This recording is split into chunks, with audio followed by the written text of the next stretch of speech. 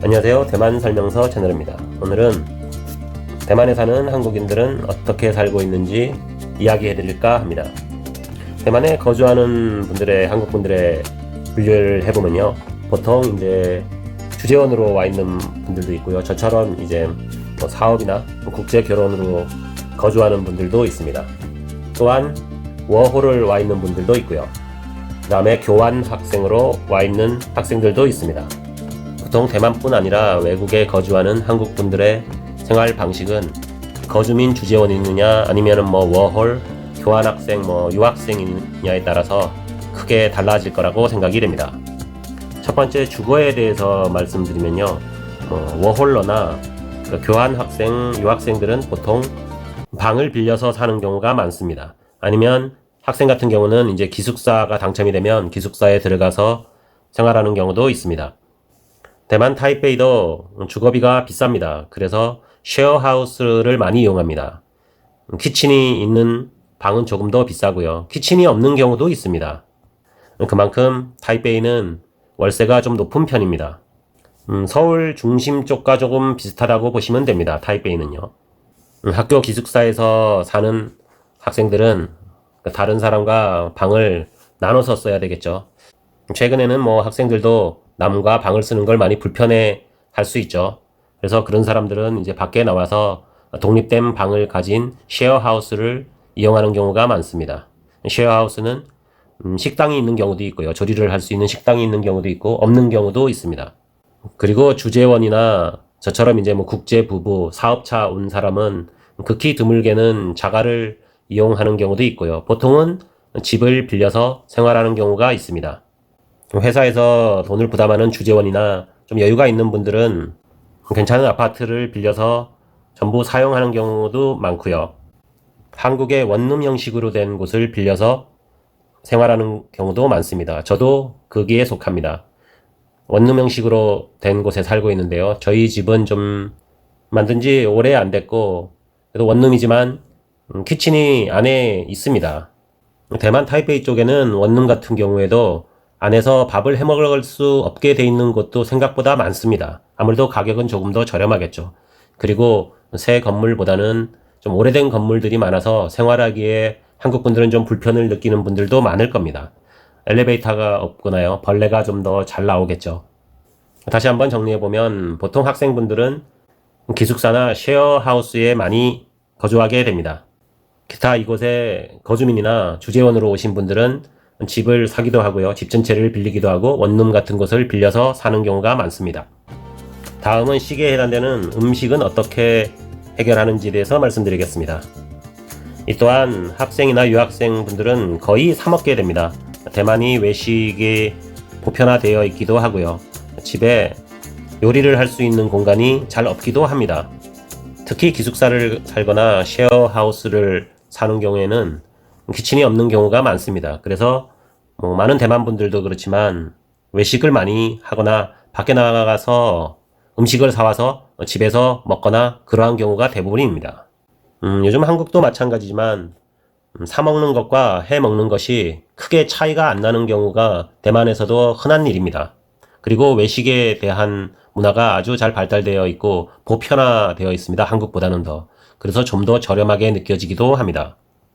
저처럼 대만 음식이 안 맞기도 하고 주재원분들이나 거주민, 장기로 체류하는 분들은 집에 키친이 있으면 이제 해먹게 됩니다. 자주 해먹는 경우도 있고요. 저는 굉장히 매일 해먹는다고 보시면 됩니다. 저는 주로 슈퍼에 가서 이제 장을 봐서 사 먹는데요. 한국도 자주 들어가기 때문에 이렇게 비교를 해보면 최근에는 전체적인 물가가 장바구니 물가가 비슷하게 느껴집니다. 저도 그렇지만 아마 많은 한국 도민분들이 한국 식재료를 사야 했는데요. 한 몇 년 전까지만 해도 식재료를 사려면 한국에서 공수해 오거나 어디 가서 이제 한국 식품을 파는 곳을 가서 사와야 했습니다. 하지만 지금은 쿠팡이 대만에서 굉장히 활성화가 되어 있습니다.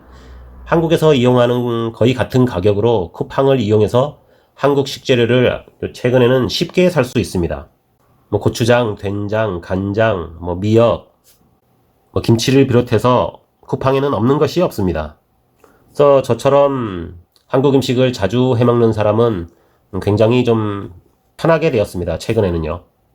저는 대만 음식이 좀 기름지기도 하고요. 향에도 제가 매우 취약하고, 물론 한국 음식도 많이 좋아합니다. 대만인 와이프도 한국 음식을 굉장히 좋아합니다. 제가 요리를 거의 하는 편인데요. 주로 해먹는 것은 한국 분들과 비슷합니다. 된장찌개나 수육도 간혹 해먹고요. 뭐 미역국, 북엇국, 소고기국, 뭐 카레. 어쩌다 이제 대만인 와이프가 김치를 만들기도 합니다. 간혹 완전히 망해서 다 버리는 경우도 있지만, 이곳에서도 김치는 사 먹으면 굉장히 비쌉니다. 그래서 제가 알기로는 혼자 살거나 뭐 학생들, 뭐 교환학생 이런 분들은 거의 밖에서 사 먹는 걸로 알고 있고요. 거주민이나 좀 장기로 체류하는 분들은 사 먹기도 하지만, 집에서 한국 식재료를 이제 뭐 쿠팡이나 이런 것으로 공수를 해서 집에서 만들어 먹는 분들도 많은 것으로 알고 있습니다. 세 번째, 이제 의에 해당되는 입고 다니는 옷이나 신발은 어떻게 해결하는지 궁금하실 겁니다.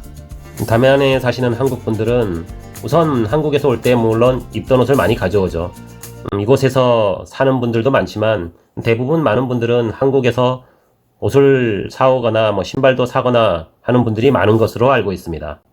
물론 대만에서도 옷을 쉽게 살 수 있습니다. 그리고 저 같은 경우는 거의 대만에서 옷을 삽니다. 대만에서가 오히려 한국보다 옷을 저렴하게 살 수 있는 곳은 제 기준에서는 더 많습니다. 도매상 같은 경우도 모여있는 곳이 많고요. 집 주변에도 보면 뭐 100원 샵이라고 해서 그러니까 뭐 4,000원, 5,000원 하는 티셔츠를 쉽게 살 수 있는 것도 많습니다. 저는 크게 뭐 옷을 입는 거를 신경을 많이 안 쓰고 잘 사지도 않습니다. 특히나 한국보다 많이 옷을 안 사게 됩니다. 대만에서 생활하다 보면은 남의 눈을 좀 더 덜 의식하게 됩니다. 그것은 저뿐만 아니라 대만 사회 전체가 한국보다는 상대적으로 남의 시선을 신경 쓰지 않는 것으로 보입니다. 특히나 여름이 길기 때문에 옷을 살 때 좀 더 편하고 좀 잘 마르는 옷을 선호하게 됩니다. 맵시도 중요하지만 저 같은 경우에는 좀 편리성을 좀 더 먼저 신경 쓰게 됩니다. 그리고 대만에 있으면서 한국에 크게 신경 안 썼던 그런 부분인데 이 비에 대해서 옷을 좀 준비를 합니다. 그래서 저도 그러니까 외투 같은 경우에는 위에 입는 외투는 비를 막을 수 있는 외투를 입고 다니는 것을 선호합니다. 갑자기 비가 조금씩 올 수 있거든요. 그럴 경우에는 우산을 쓰는 것보다 비를 막을 수 있는 점퍼를 뒤집어 쓰는 경우가 많습니다. 또한 저도 한국에서는 밖에 나가면서 슬리퍼를 거의 신지 않았는데요. 대만에서는 확실히 크록스나 그런 슬리퍼를 비도 많이 오고요. 그리고 더운 날이 연일 지속되면 슬리퍼를 신고 나가는 경우가 많습니다. 또한 대만에 있으면 저도 뭐 크게 신경을 쓰진 않지만 조금 더 개성 있게 입고 다닌다고 할까요? 좀 더 남의 눈을 의식을 안 하기도 하지만 그래서인지 오히려 더 개성 있는 옷을 어쩔 때는 입고 다니기도 합니다. 제가 두건을 쓰고 다니기도 하고요. 조금 자유분방한 성격이기도 하지만 한국에서보다는 좀 더 개성 있는 옷을 입고 다니기도 합니다. 그것은 대만에 있어 보면 생각보다 대만 분들이 좀 옷을 개성 있게 입고 다닙니다. 어떤 분들은 뭐 그것이 이상하게 느껴지는 분들도 있을 겁니다. 저의 경우는 좀 개성으로 느껴지는 경우가 더 많습니다. 대만은 110볼트를 사용합니다. 한국은 220볼트죠. 그래서 한국에서 사용하는 프리볼트 제품이 아닌 경우에는 사용할 수가 없습니다. 거의 프리볼트가 아니죠. 그래서 대만에 와서 전자제품을 사서 쓰다가 한국 돌아갈 때는 거의 이제 대만에서 다 당근을 하고 가는 경우가 많습니다. 그러니까 중고로 판다는 뜻이죠.